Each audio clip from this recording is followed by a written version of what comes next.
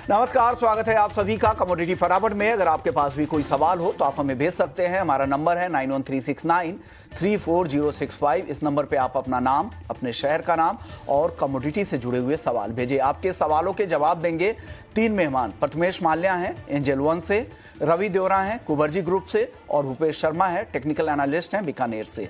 अब तीनों मेहमानों का बहुत बहुत शुक्रिया। और साथ ही जो भी किसान हमें अभी देख रहे हैं उनके लिए भी सलाह है कि वो भी अपना खेती किसानी से जुड़े हुए वीडियो बनाएं, अपनी परेशानी, अपनी दिक्कतें हमें बताएं। हम आपको एक प्लेटफॉर्म दे रहे हैं, स्वदेश का मंच आपको मिल रहा है ताकि आपकी आवाज़ हम पॉलिसी मेकर तक पहुंचाए। खेती किसानी से जुड़ी हर परेशानी का आप वीडियो बनाएं, फोटो खींचकर भेजें या नॉर्मल मैसेज के जरिए भी भेजें। नंबर यही है 9136934065। इस नंबर पे आप अपनी शिकायतें हमें भेज सकते हैं। इस शो के अंदर हम आपकी शिकायतों को हर दिन शामिल करते हैं।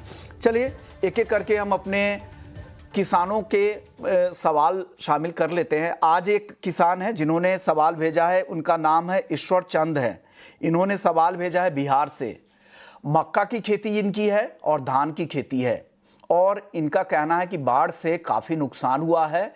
धान की फसलें पूरी तरह से बर्बाद हो गई हैं, मक्के की फसल को काफ़ी नुकसान हुआ है और एक फसल पर अब यहाँ के किसानों को, बिहार के इन इलाकों के किसानों को रहना पड़ता है। ये इनकी शिकायत है। इनका कहना है कि गंगा और कोसी की जो पानी है इससे इन्हें काफ़ी दिक्कतें होती हैं बाढ़ के दिनों में और इनकी फसलें पूरी तरह से बर्बाद हो जाती है और सालों से ये चलता आ रहा है। ना तो राज्य सरकार ना ही केंद्र सरकार की तरफ से किसी भी तरह के योजनाएं आती है जो इस पर लगाम लगा सके। तमाम बांधे बनने के बावजूद हम देख रहे हैं कि इन इलाकों में जो गंगा के किनारे बसे हुए जिले और खेत हैं, चाहे वो कोसी के किनारे वाले खेत हैं, उनको भारी खामियाजा भुगतना पड़ता है, उन्हें भारी नुकसान होता है, लेकिन कोई सुनने वाला नहीं है। सालों से, दशकों से ये चला आ रहा है। कोई भी सरकार आए, किसी भी पार्टी की सरकार आए, लेकिन इनकी समस्या जस की तस बनी हुई है और इनकी डिमांड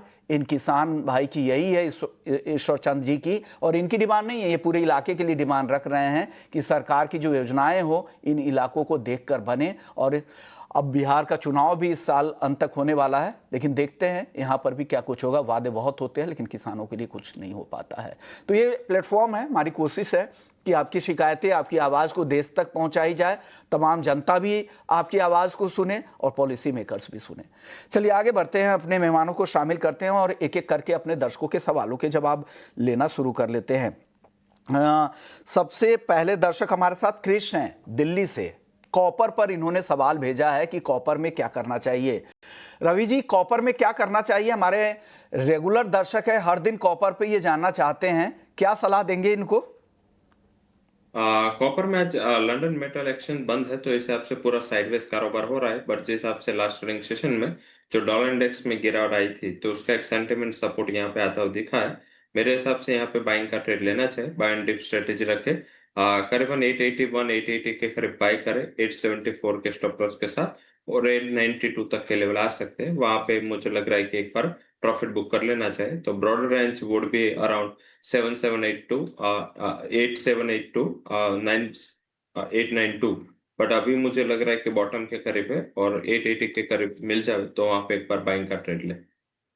चलिए एक सवाल सोने पे ले लेते हैं, फिर जेना मणि सर के पास जाएंगे। मॉनसून की पूरी रिपोर्ट वो आपको बताने वाले हैं। सोने में आज इसलिए मैं चर्चा कर रहा हूं कि जो बिटकॉइन की रैली थी, शुक्रवार को हमने देखा था सारे एसेट क्लास में रैली थी, सोना चांदी बिटकॉइन सब में रैली दिखी थी। लेकिन बिटकॉइन की फ्राइडे की रैली पूरी तरह से वाइप आउट हो चुकी है। तो क्या लग रहा है रवि जी आपको, गोल्ड की भी रैली धीरे धीरे या चांदी की भी रैली भी आज खत्म हो जाएगी शाम के सत्र में? कहना मुश्किल है। गोल्ड की जो आज की रैली का एक्सटेंशन मिला है वो रशिया एंड यूक्रेन के बिटवीन जो रीमर्ज हुआ है, टेंशन थोड़ा और बढ़ा है, जिस हिसाब से वहां पे रिफाइनरी एंड न्यूक्लियर साइट पे थोड़ा ड्रोन से हमला हुआ है। तो मुझे लग रहा है कि यहाँ पे अभी मींस के apart from this news I think यहाँ पे थोड़ा फोकस मार्केट का बढ़ा है, थोड़ा सेफ हेवन अपील भी है। एंड बिटकॉइन में करेक्शन आना, इक्विटीज में वोलेटिलिटी होना गोल्ड के लिए ऑलवेज पॉजिटिव होता है। तो शायद सिल्वर कंसोलिडेट करे, बट मुझे लग रहा है कि गोल्ड में यहाँ पे एक बार टिप पे बाय करना चाहिए। 1,05,000 के करीब बाय करे। थोड़ा ओवर वैल्यूड है, स्टॉप लॉस लगा 1,100,000 का, 100 100। एंड टारगेट है 1,01,400 तक आते हुए दिख सकते हैं। चलिए मॉनसून की चाल पर एक नजर डाल लेते हैं, क्योंकि मॉनसून की चाल मुंबई में फिर से तेज दिख रही है। हालांकि मौसम विभाग के साइंटिस्ट हमें पहले ही बता चुके थे कि 25, 26 और 27 वापस से मॉनसून की चाल तेज होगी, और वही साफ तौर से देखने को मिल रहा है। हमारे साथ आर.के. जेनामणि साहब भी हैं, आईएमडी के सीनियर साइंटिस्ट है। बहुत बहुत शुक्रिया सर, आपने वक्त निकाला है। सर, मॉनसून की चाल, पिछली बार जो आपसे बातचीत हुई थी तो आपने साफ कर दिया था कि मॉनसून की रफ्तार फिर से बढ़ने वाली है 25, 26 और 27 अगस्त को मुंबई में, और उसी तर्ज पर आज सुबह सुबह बारिश देखने को मिली है। सर, ये कब तक ये एक्टिव रहेगा मॉनसून मुंबई में, और इस तरह की रफ्तार कब तक दिखेगी सर? देखिए, जो रिवाइवल शुरू हुआ है आज तो लाइट रेनफॉल हुआ है, बट हम उम्मीद करते हैं कि कल के लिए जो आइसोलेटेड हैवी रेनफॉल दिए हैं अप टू 60 मिलीमीटर, वो फोरकास्ट हम ऑलरेडी इशू कर चुके हैं मुंबई के लिए। बट लेकिन अगर ज्यादा जो कलर का अलर्ट है वो धीरे धीरे कल या परसों पता चलेगा 26 और 27 को, क्योंकि एक न्यू सिस्टम फॉर्म हो रहा है बंगाल का खाड़ी में बाई 26 मॉर्निंग, एक low pressure system. So that is the system which will revive the monsoon over Konkan and including Mumbai. तो अभी ये देखना है कि 15 से 20 अगस्त तक जो इतना भारी बारिश हुआ था 2021 के बाद, इतना लॉन्ग स्पेल हुआ, ज्यादा बारिश हुआ, लेकिन ये जो स्पेल होगा उसमें इतना रेन का उम्मीद नहीं है, लेकिन हम मॉनिटरिंग कर रहे हैं। करेक्ट। बाकी हिस्सों को लेकर क्या है? अगर इस हफ्ते की बात करें कि कौन कौन से ऐसे राज्य हैं जहां पे भारी बारिश हो सकती है और कहां कम बारिश हो सकती है, या बिल्कुल बारिश नहीं होगी इस हफ्ते? देखिए, अभी तो जो हॉटस्पॉट है मेनली राजस्थान है। राजस्थान में सभी को मालूम होगा कि पिछले 3 दिन से काफी मतलब हैवी रेन चल रहा है, जैसे बूंदी है, नागौर है, काफी रिकॉर्ड रेन रिपोर्ट किया है। और इस साल 2025 मानसून में सबसे ज्यादा अगर हम एक्चुअल रेन का बात करें, नॉर्मल के कंपेयर करें, तो राजस्थान में काफी हैवी स्पेल राजस्थान मध्य प्रदेश में हो रहा है। और लास्ट 3-4 दिन जो गुजरात और महाराष्ट्र में हुआ था वो रेन बेल्ट शिफ्ट हुआ है धीरे धीरे, और पिछले 3-4 दिन बॉम्बे में 20 तारीख को खत्म होने के बाद अभी मेनली राजस्थान और उसी के साथ साथ मध्य प्रदेश में मानसून एक्टिव है। और अगर पहाड़ों का बात करें, जो हिमाचल, जम्मू कश्मीर, वो भी पिछले 2 दिन से फिर दोबारा शुरू हो गए। और अभी हमारा जो वार्निंग रेड कलर का दिए हैं मेनली जम्मू कश्मीर, हिमाचल प्रदेश के लिए दिए हैं कि भारी बारिश, अति भारी बारिश होगा, भूस्खलन हो सकता है। और फिर और पूर्व राजस्थान और पंजाब हरियाणा का भी हम लोग हैवी रेनफॉल वार्निंग बार बार बोल रहे हैं। दिल्ली में भी रुक रुक के बारिश हो रहा है, लेकिन ऐसे कोई वार्निंग हम लोग इशू नहीं किया। राजस्थान, हिमाचल प्रदेश, दिल्ली और उसके आसपास के इलाके, पंजाब, हरियाणा में भी अच्छी बारिश हो रही है। आखिरी सवाल सर आपसे होगा, पूर्वी राज्यों को लेकर, उत्तर पूर्वी राज्य और पूर्वोत्तर राज्यों में, उन राज्यों को लेकर क्या स्थिति है, क्योंकि वहां पर काफी डेफिसिट अभी भी दिख रही है सर? अगर ओवरऑल बात करें तो ठीक ठाक है, क्योंकि इस साल का मानसून मुझे लगता है तुलनात्मक पिछले 10 साल से अच्छा है। क्योंकि जो अगर देखेंगे अभी जो रेन का डेफिशिएंट है बस बिहार का थोड़ा हिस्सा और पूर्वोत्तर राज्यों में मेनली असम, मेघालय और अरुणाचल प्रदेश, बाकी तो सारा ग्रीन और ब्लू हो गया, नॉर्मल या एक्सेस हो गया। ओवरऑल में जो रेनफॉल चला गया था मतलब -4% को अगस्त का 15 या 10 तारीख तक, अभी वापस आ गया, क्योंकि इतना बारिश हुआ +4% हो गया। ये मैं बात कर रहा हूँ कि जो सीजन का पूरा 1 जून से आज तक जो 25 अगस्त है, अभी +4% ऑल इंडिया रेनफॉल का डिपार्चर आया। और अगस्त में जो कमी हुआ था धीरे धीरे वो भी नॉर्मल हो रहा है। तो ये शो करता है कि एरिया वाइज में काफी एरिया नॉर्मल एक्सेस रेन है, एक्सेप्ट मैंने जैसे बताया 3 met sub division Bihar, Assam, Meghalaya और अरुणाचल प्रदेश छोड़ के बाकी सारा भारत में रेन मेकअप हुआ है। और सबसे ज्यादा बारिश जो एक्चुअल रेन और नॉर्मल का कंपेयर करें तो डिपार्चर में जो आता है वो राजस्थान, मध्य प्रदेश में ज्यादा बारिश हुआ है। शुक्रिया सर, आपने वक्त निकाला, हमारे दर्शकों को गाइड किया हमेशा की तरह। उम्मीद है फिर से सितंबर के पहले हफ्ते में आपसे बातचीत होगी और मॉनसून की जो नई रिपोर्ट आप लोग जारी करेंगे उसको लेकर हम आपसे को जोड़ने की कोशिश करेंगे। शुक्रिया सर आपका। चलिए आगे बढ़ते हैं और अपने दर्शकों को शामिल करते हैं। कई सारे दर्शक है जो सवाल भेज रखा है। अरविंद जैन है राजस्थान से, चांदी किस भाव पर खरीदे, फ्रेश खरीदारी करनी है, 1,16,000 के आसपास का भाव है, इसलिए इनको चिंता हो रही होगी। भूपेश जी क्या लग रहा है, इस भाव पर खरीदना चाहिए चांदी को क्या? जी नमस्कार बिस्मोन जी। चांदी की नमस्कार। बात करें तो चांदी का ट्रेंड और मोमेंटम अभी भी पॉजिटिव बना हुआ है। मुझे लगता है कि 1,15,500 से 300 के बीच में कहीं भी चांदी मिलती है तो 1,14,800 के नीचे का स्टॉप लॉस डालकर चांदी में खरीदारी करनी चाहिए, क्योंकि जो फ्राइडे को एक ब्रेकआउट आया था, मुझे लगता है कि वो उस ब्रेकआउट के लेवल अगर देखे जाएं तो 1,13,300 के आसपास बनते हैं, जो कि काफी नीचे है। तो इसीलिए इसका स्टॉप लॉस अभी जो शॉर्टर टर्म का रहेगा वो 1,14,800 के नीचे का रहेगा। ओके, चलिए एक और सवाल ले लेते हैं। वो सवाल है नेचुरल गैस पर। प्रथमेश जी से राय ले लेते हैं। प्रमोद सुहाने जी का है, कटनी से इन्होंने सवाल भेजा है कि नेचुरल गैस 4 लॉट सितंबर का कॉन्ट्रैक्ट 260 रुपए पर इनको खरीदना है, खरीदा नहीं है, क्या करना चाहिए? प्रथमेश जी इनको राय देंगे खरीदने के लिए एनजी अभी सितंबर कॉन्ट्रैक्ट में? सितंबर कॉन्ट्रैक्ट मेरे ख्याल से अपसाइड वाला रेंज फिलहाल के लिए 250 252 के करीब दिखाई दे रहा है। नीचे वाला जोन जो है 235 के करीब है। इनको अगर बाय करना है तो 240 के करीब बाय करना चाहिए। 236 का स्टॉप टारगेट 250 के लिए रहेगा। अगले दर्शक हमारे साथ हैं, गोपाल हैं दिल्ली से, गोल्ड पर राय चाह रहे हैं। गोल्ड में क्या करना चाहिए प्रथमेश जी? गोल्ड में फिलहाल के लिए 1,04,00,000 का अक्टूबर कॉन्ट्रैक्ट जो है बाय करना चाहिए। स्टॉप लॉस 1,02,50 के लिए, टारगेट जो है 1,07,000 के लिए। चलिए एक और दर्शक है हमारे साथ, उनका नाम है राहुल है मुंबई से। ये जानना चाह रहे हैं कि सोने चांदी में आज के सत्र में क्या करना चाहिए। रवि जी क्या सलाह है सोने चांदी में राहुल जी के लिए?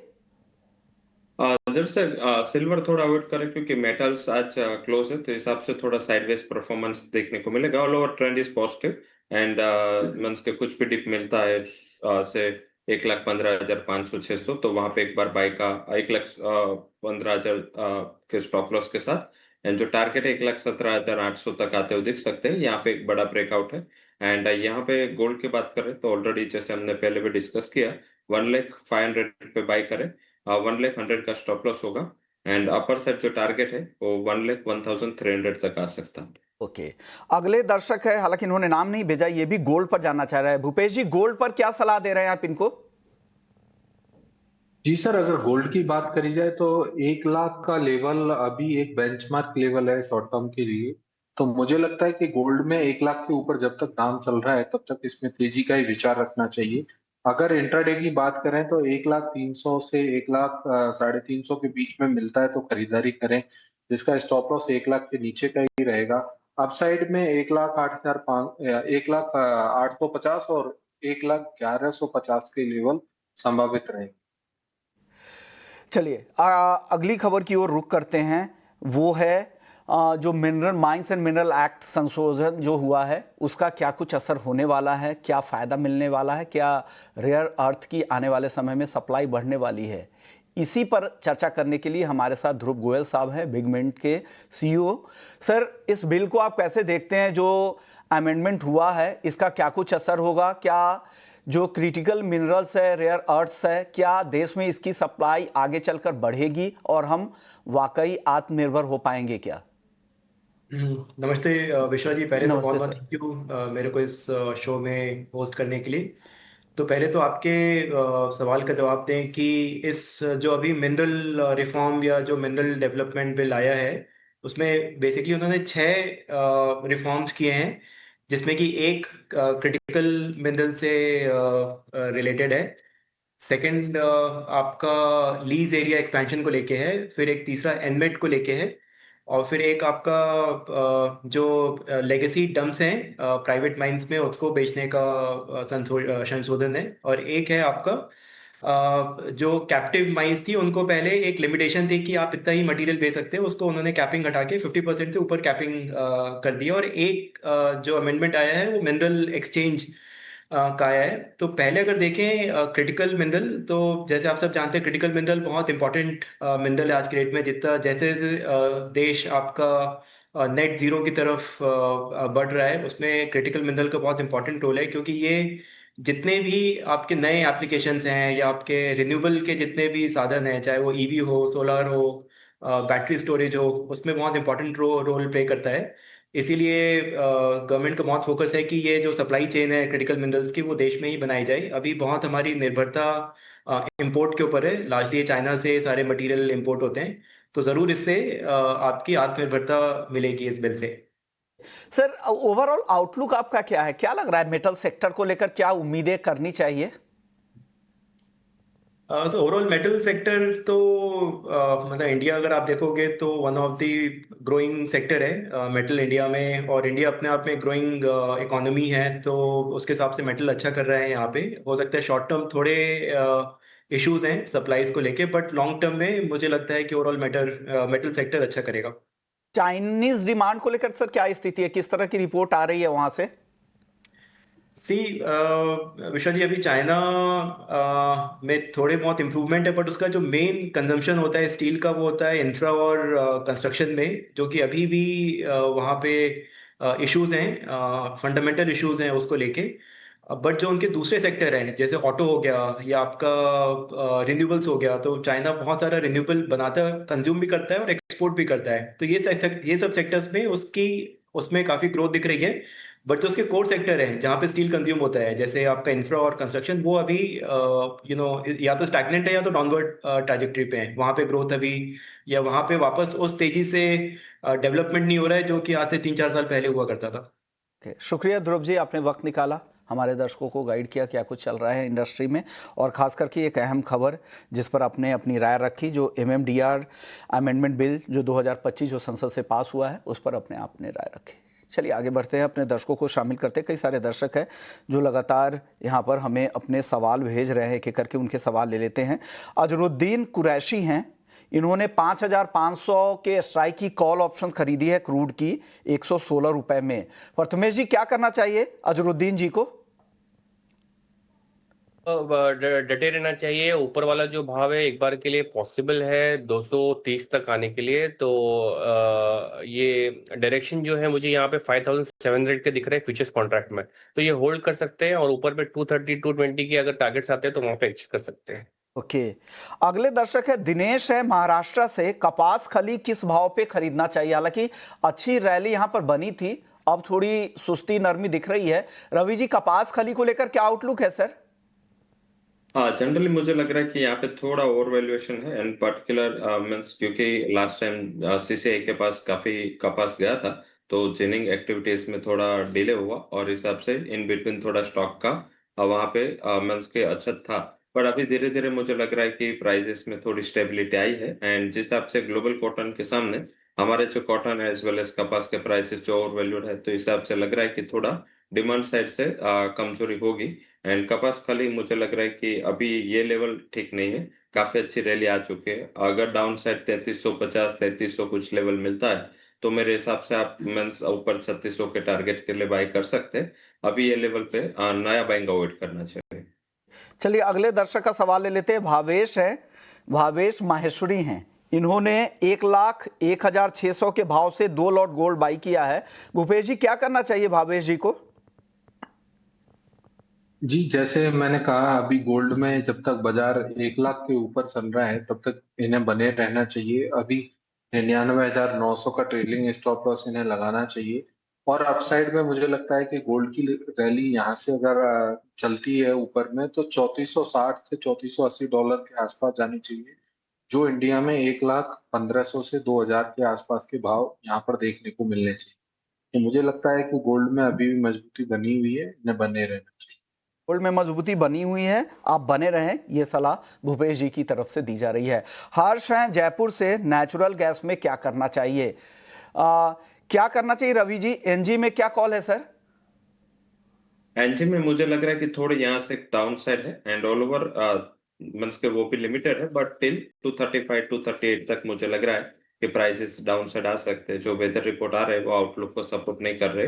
लेवल स्पेसिफिक यहाँ पे बेच के चले अराउंड 244, स्टॉप लॉस लगा सकते हैं 247, एंड 238 तक के लेवल आ सकते हैं। अगर थोड़ा सेफ प्ले करना है तो आई थिंक यहाँ पे ऑप्शन का इस्तेमाल करें। 240 की स्ट्राइक के जो पुट ऑप्शन है वो 1280 पे बाय करें, 8 रुपीज का स्टॉप लॉस लगा, और 22 तक के पुट ऑप्शन में टारगेट आते हुए दिख सकते हैं। ओके, तो ये सलाह आपके लिए आ रही है। अगले दर्शक हमारे साथ हैं क्रूड पर पूछ रहे कि क्रूड में क्या करना चाहिए। क्रूड में आपकी राय क्या है भूपेश जी? क्रूड पर अगर ऑप्शंस में कोई ट्रेड हो तो इनके लिए बता दीजिए। जी, क्रूड में मेरे पास ऑप्शन में सलाह रहेगी कि 5,600 की कॉल खरीदनी चाहिए और जो भी भाव अभी चल रहा है उसमें 30 पॉइंट का स्टॉप लॉस लगाएं, अपसाइड में 70 पॉइंट और 100 पॉइंट का लक्ष्य। हसमुख है गुजरात से, ये भी क्रूड पर ही जाना चाहिए कि क्रूड और नेचुरल गैस में क्या करें। प्रथमेश जी क्या राय है क्रूड और एनजी पर? क्रूड में 5,550 का स्ट्राइक का कॉल ऑप्शन खरीदे, 195 के करीब मिलेगा इनको, 160 का स्टॉप लगाए और टारगेट 280 के लिए रखे। नेचुरल गैस में सितंबर कॉन्ट्रैक्ट की बात कर रहा हूँ, 240 पे एंट्री करे, 236 का स्टॉप लगाए और टारगेट ऊपर में 250 के लिए रखे। ये सलाह आपके लिए कच्चे तेल को लेकर है। अगले दर्शक है हमारे साथ हैदराबाद से, इन्होंने सवाल भेजा है। इनका सवाल है मसालों पर कि हल्दी का आउटलुक क्या है। रवि जी, हल्दी में क्या लग रहा है यहाँ से? हल्दी में अभी भी मेंस के थोड़ा स्पॉट मार्केट के जो कंसर्न्स आपने हाईलाइट किए थे वो अभी भी बने हुए। मुझे लग रहा है कि जब तक इसका क्लैरिफिकेशन नहीं आता तब तक बहुत बड़ी पोर्शन नहीं करनी चाहिए। हल्दी थोड़ा अवॉइडेबल कमोडिटी होनी चाहिए, क्योंकि कुछ भी एक्शन आएगी उसका रिएक्शन आएगा प्राइस में। तो आई थिंक यहाँ पे मेरे हिसाब से ऑल ओवर फंडामेंटल वीक है, हायर लेवल पे बिकवा लिखा ट्रेड लेना चाहिए। जिस हिसाब से बारिश हुई है हिसाब से मुझे लग रहा है कि यील्ड बढ़ सकती है और प्राइसेस में इसका थोड़ा सेलिंग प्रेशर है वो आता दिख सकता है। एंड धनिया मुझे लग रहा है अगर स्पाइसेस में जाना है धनिया अभी भी बेटर लग रहा है। एंड 8200 के शॉर्ट टर्म टारगेट के लिए बाय करें, 7970 पे बाय करें और 7900 का स्टॉप लॉस होना चाहिए। और जीरा सर, रवि जी जीरा भी बता दीजिए, क्योंकि जीरे में अच्छी तेजी बनी थी लेकिन आज आखिर में आते आते सुस्ती के साथ क्लोजिंग हुई है। आगे की चाल कैसे दिख रही है जीरे की? जब से लास्ट वीक हमने 19,100-200 के करीब बाय का रिकमेंडेशन दिया था, करीबन 20,000 टारगेट आ चुके थे और मुझे लग रहा है कि अभी ये गिरावट आती है 19,500 के करीब, वहां पे एक बाइंग का मौका ढूंढना चाहिए। एंड जब तक ये अभी 19,320 के ऊपर है, प्राइसेस का ट्रेंड पॉजिटिव है, 20,200 तक के लेवल आपको जीरा में आते हुए दिख सकते हैं। भूपेश जी, ग्वार सीड ग्वारगम, ये दोनों काउंटर कैसा लग रहा है आपको? जी, पश्चिमी राजस्थान में पिछले दिनों शनिवार और रविवार को बारिश होने के कारण यहाँ पर एक प्रेशर देखने को मिला ग्वारसीड ग्वारगम में। मुझे लगता है कि ये प्रेशर अर्ली मॉर्निंग ही था और उसके बाद बाजारों ने एक अच्छी रिकवरी दिखाई। मुझे लगता है कि बाजारों में 5,200 की एक बार मंदी नहीं लगती मुझे, जो सितंबर वायदा है विशेषकर उसमें। अपसाइड की बात करें तो अपसाइड इसमें ऊपर के काफी खुले हैं, ऊपर में 5,350 5,450 तक के भी भाव संभावित हो सकते हैं। इसलिए ग्वारसीड में नीचे के भाव में बिकवाली करने से एकदम स्ट्रिक्टली नो रहेगा और आप यहाँ पे खरीदारी भी कर सकते हैं और स्टॉप लॉस 5,200 का रखें, टारगेट जो बताएं अभी वही संभावित है। ओके, अगले दर्शक है श्री बजरंग जी हैं, गोल्ड और सिल्वर दोनों में जानना चाह रहे कि क्या करना चाहिए आज शाम के सत्र में। प्रथमेश जी, गोल्ड और सिल्वर में शाम के सत्र के लिए क्या कॉल है? गोल्ड अक्टूबर कॉन्ट्रैक्ट 1,04,000 पे बाय करना चाहिए, 1,02,50 का स्टॉप रहेगा, 1,07,000 के टारगेट रहेंगे। सिल्वर सितंबर कॉन्ट्रैक्ट 1,15,500 पे एंट्री रहेगी, 1,15,100 का स्टॉप रहेगा, टारगेट 1,16,500 के लिए रहेंगे। ओके, अगले दर्शक है ओमकार हैं पटना से, इन्होंने नेचुरल गैस की पी खरीद रखी है 240 के स्ट्राइक की। क्या करना चाहिए रवि जी इनको?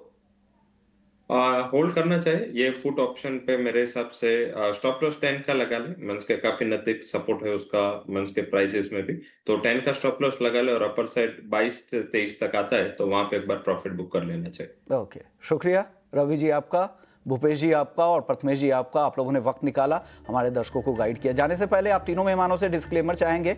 रवि जी, डिस्क्लेमर क्या है जो भी राय आपने दी है आज? जो भी राय कमोडिटीज में दी है स्पॉट एंड फिजिकल में, इसमें मेरी कोई पर्सनल पोजीशन नहीं है, उसमें कंपनी के पोजीशन हो सकती है क्योंकि हम स्पॉट मार्केट में काफी बड़े players spices as well as other agriculture commodities में। साथ में जो भी पोजीशन करें उसके पहले आप स्टॉप लॉस जरूर लगाएं और आपके रिस्क के लिए आपके फाइनेंशियल एडवाइजर के साथ कंसल्टेशन जरूर करें। ओके, भूपेश जी आपका डिस्क्लेमर क्या है आज? जी, मैं सेबी रजिस्टर्ड एनालिस्ट हूँ। मेरी कोई व्यक्तिगत किसी भी कमोडिटी में कोई भी पोजीशन नहीं है। हो सकता है मेरे क्लाइंट की पोजीशन हो गोल्ड सिल्वर में, बाकी ग्वारसीड में भी हो सकती है। बाकी और अपने कोई भी ट्रेड करने से पहले फाइनेंशियल एडवाइजर से एक बार सलाह और ले सकते हैं। ओके, प्रथमेश जी आपकी तरफ से डिस्क्लेमर। जो भी स्ट्रैटेजीज हमने डिस्कस की है उसमें मेरी इंडिविजुअल कोई पोजीशंस नहीं है, हमें कंपनी के क्लाइंट्स के पोजीशन हो सकते हैं। ओके, शुक्रिया आप तीनों मेहमानों का, आप लोगों ने वक्त निकाला और अपनी रिसर्च के जरिए हमारे दर्शकों को मदद की। चलिए कमोडिटी फटाफट को यहीं समेटते हैं, बाकी खबरों के लिए आप बने रहिए हमारे साथ।